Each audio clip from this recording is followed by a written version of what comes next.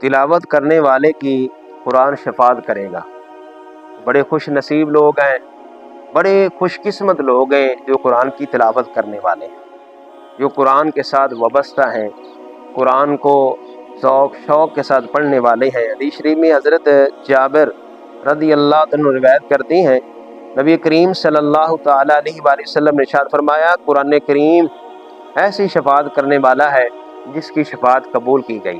فرمایا ایسا جھگڑا کرنے والا ہے، اس کا جھگڑا تسلیم کر لیا گیا ہے، اور جو شخص اس کو اپنے آگے رکھے، یعنی اس پر عمل کرے، قرآن کے مطابق زندگی گزارے، تو قرآن اسے جنت میں پہنچا دیتا ہے۔ اور میرے کریم آقا نے فرمایا کہ جس نے قرآن پر عمل نہ کیا، قرآن کو اپنی پیٹھ پیچھے رکھا، تو میرے محبوب علیہ السلام نے فرمایا کہ قرآن اسے جہنم میں گرا دیتا ہے۔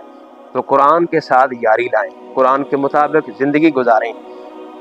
حضرت عبداللہ بن عمر سے روایت ہے، نبی کریم صلی اللہ علیہ وسلم ارشاد فرمایا کہ روزہ اور قرآن دونوں قیامت کے دن بندے کی شفاعت کریں گے۔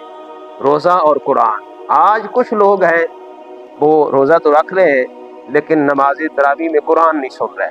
یاد رکھیں ان دونوں کا جو رشتہ ہے بڑا گہرا ہے۔ میرے محبوب نے فرمایا، میرے کریم آقا نے فرمایا کہ روزے اور قرآن دونوں قیامت کے دن بندے کی شفاعت کریں گے۔